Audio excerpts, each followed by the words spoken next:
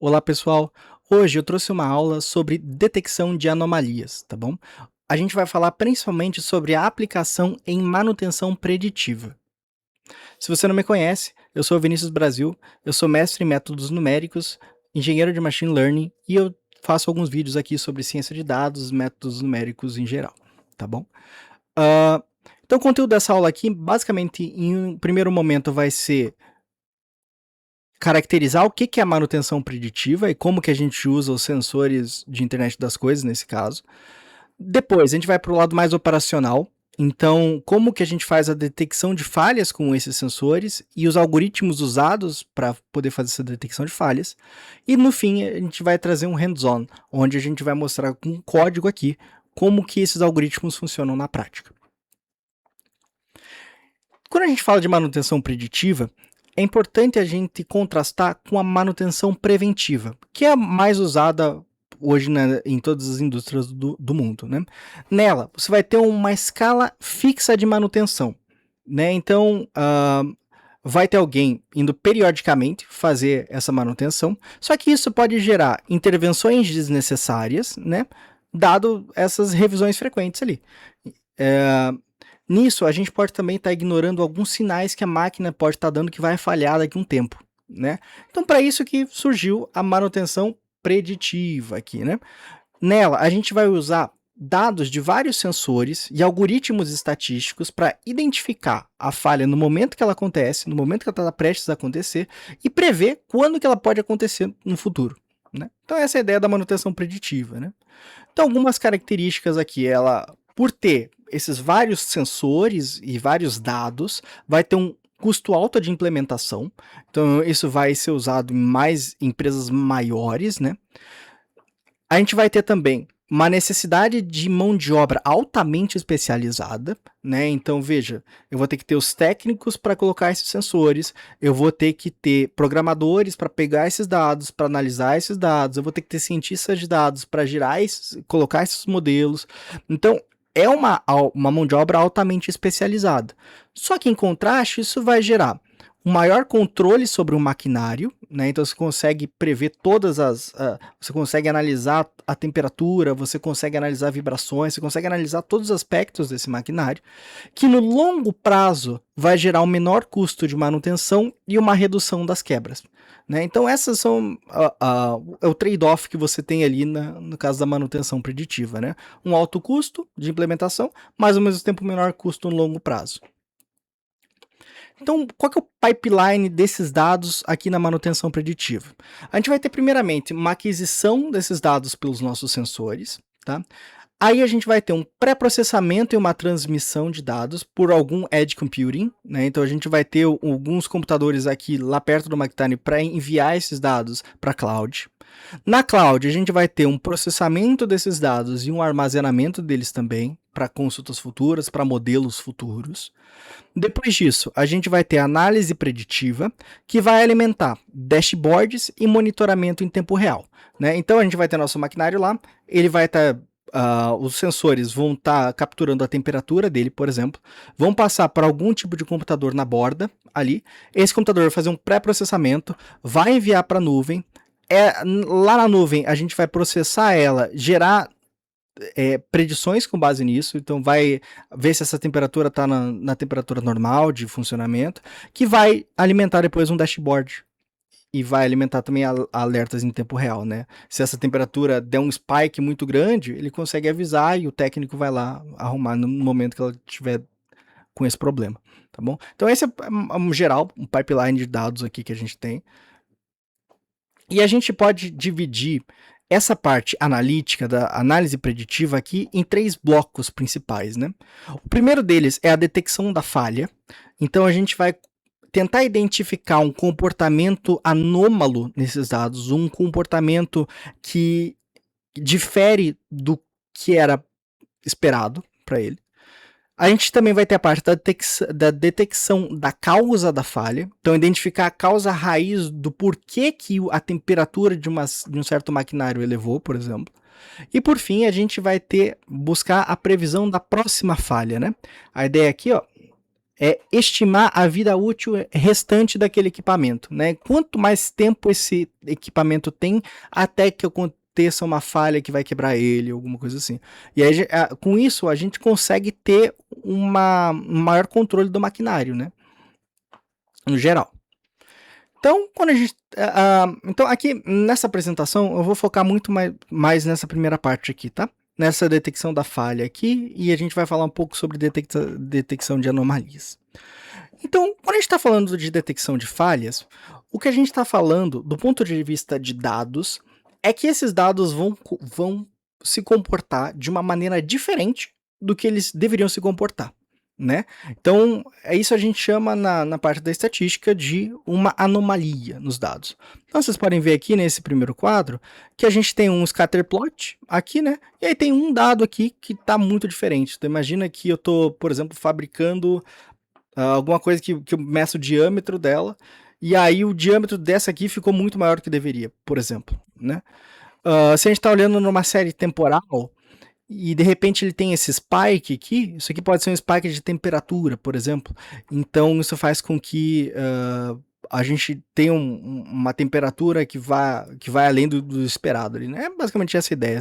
Acho que ficou bem claro, né? A gente tem dados que diferem do comportamento ideal deles. Então, para fazer essa detecção de anomalias, a gente tem duas formas principais, né? É usando uma estatística clássica, uma estatística paramétrica, ou, se esses dados são muito complexos, são dados que têm uma dimensão muito alta, a gente pode usar modelos de aprendizado de máquina, né? Então, a gente tem nessa principal aplicação aqui, que é na aplicação de manutenção preditiva, o Isolation Forest e o Autoencoder, tá? Como um dos dois principais modelos aqui, e são esses que eu trouxe, para a gente dar uma olhadinha mais a fundo. Então, quando a gente está falando de estatística clássica, estatística paramétrica, a gente vai, primeiramente, assumir que nossos dados têm uma distribuição e a gente vai dizer qual distribuição esses dados têm. Então, vendo aqui no exemplo, a gente pode ver, é como se fossem dois sensores, né? Então, aqui fosse um sensor de temperatura e aqui fosse um sensor de vibração, por exemplo. Então, esses dados aqui, vocês podem ver que ele parece muito com uma normal multivariada, né? Então, a gente assume que esses dados eles têm esse comportamento de normal bivariada, né? A gente vai criar, então, um contorno em volta dele. E todos os pontos que estão fora desse contorno vão ser nossas anomalias. Tá bom? Essa é a ideia de usar a estatística paramétrica para prever a anomalia, né? Qual que é o problema? Quando a gente está trabalhando com dados que têm muitas dimensões, esse tipo de algoritmo que ele gera algum problema, sabe? Ele já não é tão bom quanto outros, assim. E também tem outro problema quando você está usando dados que não são numéricos e são dados categóricos também. Esse tipo de algoritmo aqui ele tem uma maior dificuldade. Então, por isso que foram inventados outros modelos, né? Que são os modelos de aprendizado de máquina. Os modelos de aprendizado de máquina, eles são modelos da estatística não paramétrica, ou seja, a gente assume que esses dados eles seguem uma certa distribuição estatística, mas a gente não diz qual que é, né? Nessa daqui eu disse, os dados eles são uma distribuição normal bivariada. Nos modelos de aprendizado de máquina, a gente não diz isso explicitamente. A gente assume que existe uma distribuição. E essas anomalias vão ser dados que diferem um pouco dessa distribuição, entende? Então, o primeiro modelo que a gente vai trabalhar aqui é o Isolation Forest, né? Qual que é a ideia do Isolation Forest? Ele vai pegar os dados e ele vai construir várias árvores de decisão com esses dados, né? Por isso uma floresta, são várias árvores. Os dados que estão nos níveis menores aqui, que estão bem perto da raiz dessa árvore, são as anomalias, né? Então, aí você vai conseguir identificar muito bem, muito facilmente, quais são as anomalias nesse teu conjunto de dados ali. Os pontos que são típicos, que são mais usuais, eles vão estar lá para baixo, em níveis bem maiores, da nossa árvore aqui, né? E esse modelo aqui ele é bem simples, então ele está lá no Scikit-learn, então tem muito fácil acesso a ele. E um outro modelo que ele é mais complexo e funciona também para dados que são mais complexos, que você vai ter muito mais amostras, que são dados que têm dimensões muito grandes, é o autoencoder, tá bom? Qual que é a ideia do autoencoder? A gente vai pegar uma rede neural e a gente vai fazer com que o que ela tente prever é o que entra nela, né? Então, se a gente coloca aqui um vetor x, ele vai sair um vetor x' aqui, e a ideia é que esses vetores sejam o mais perto possível, tá bom? Os vetores que são diferentes, se x é diferente de x', isso aqui tende a ser uma anomalia. Né? Isso aqui é uma forma, né, se você for pensar no porquê que isso funciona, de uma redução de ruído ali, tá? Então essa rede neural ela faz essa parte de redução de ruído, né? Então, como que a gente faz isso, né? Como eu falei, a gente pega o x, que é o x que foi predito ali, calcula o erro quadrático médio dele. Se ele for maior que um certo limiar, que a gente vai definir daqui a pouquinho, isso vai ser uma anomalia. Então essas são as 3 formas ali principais que a gente tem de buscar anomalias nos dados, né? Bom, agora eu preparei um hands-on aqui, então ele vai ser um notebook no Google Colab ali. Aqui está o link, deixa eu sair da frente, se quiser acessar, tem o QR Code também. Então, bom, vamos lá, já voltamos aqui. Bom, pessoal, bem-vindos ao hands-on. Qual que é a ideia aqui, né? Basicamente, a gente vai simular alguns dados e colocar os 3 modelos para rodar para ver como que eles agem, como eles agem com esses dados, né? Então, bom, aqui tem os dados, né? Então, em azulzinho seria o comportamento normal, e esses que estão com a bolinha vermelha seriam as anomalias aqui, né? Vocês podem ver que elas são mais espaçadas do nosso centro ali. Então aqui a gente tem o sensor de temperatura e o sensor de vibração, né? Como se fossem, só coloquei aqui só para dar o nome neles. Então, sensores que tem, por exemplo, esses pontos aqui que tem uma alta temperatura e uma baixa vibração, eles seriam anomalias, ou se você tem uma baixa temperatura e uma alta vibração, também seria uma anomalia, né?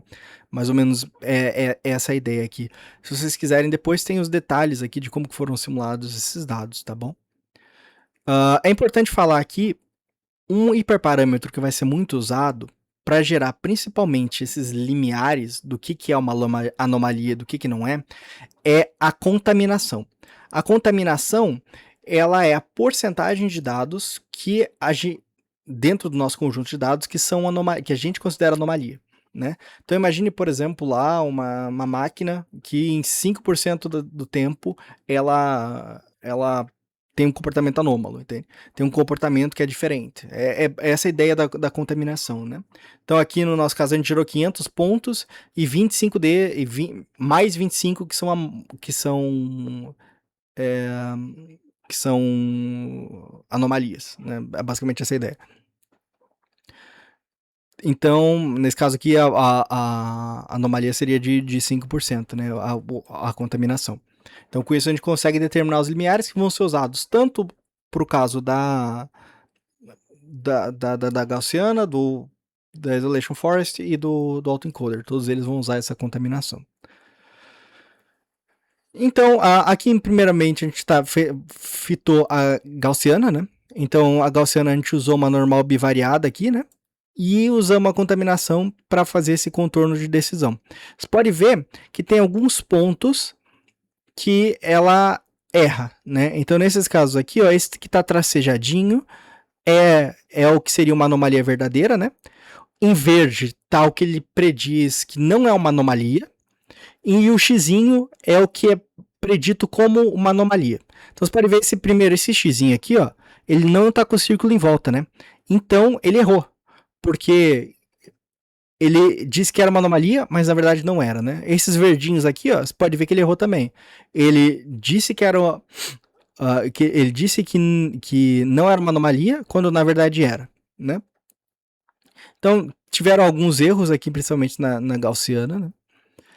Vocês podem ver depois, quem quiser depois ver o código aqui, tem todo o código de como que a gente gera isso e como que é feito e calculado o limiar também, com base na contaminação. Aqui a gente tem o Isolation Forest, né? Então o Isolation Forest, ele também erra esses mesmos pontos aqui, né? Esse aqui, ele erra exatamente os mesmos pontos para esse conjunto de pontos que a gente gerou. Né? Também tem o código dele aqui, você pode ver que ele é bem simples também de ser chamado. Tem lá no, como comentei, né? Tem no scikit-learn e tal. E aí, por fim, o autoencoder, né? Nesse caso, você pode ver que o autoencoder ele acaba errando bem mais do que os outros dois, né? Como eu comentei, ele é um modelo muito mais complexo que vai funcionar para modelos mais... para problemas mais complexos. Né? Nesse caso aqui, de uma normal bivariada, ele tende a errar mais, né? Você pode ver aqui que ele errou uns pontos que nos outros eles não tinham errado, né? E aí, como a gente sabe, a gente que gerou os dados, a gente sabe quantos que são anomalias e quanto que não são, a gente pode gerar uma métrica de acurácia aqui, né? Então você pode ver que a Gaussiana, o Isolation Forest, eles têm a mesma acurácia ali, e o autoencoder tem uma acurácia um pouquinho menor, tá bom? Então aqui dá pra gente ver todos eles lado a lado, né? Aqui você pode ver que os pontos que ele acabou errando ali e tal. É isso aí, pessoal. Vamos voltar agora lá pros slides. Bom, pessoal, espero que tenham gostado do Google Colab. Aqui tem algumas referências que eu usei para preparar esse material, preparar essa aula. E é isso aí. Se vocês tiverem dúvidas, sugestões, podem colocar nos comentários. Obrigado.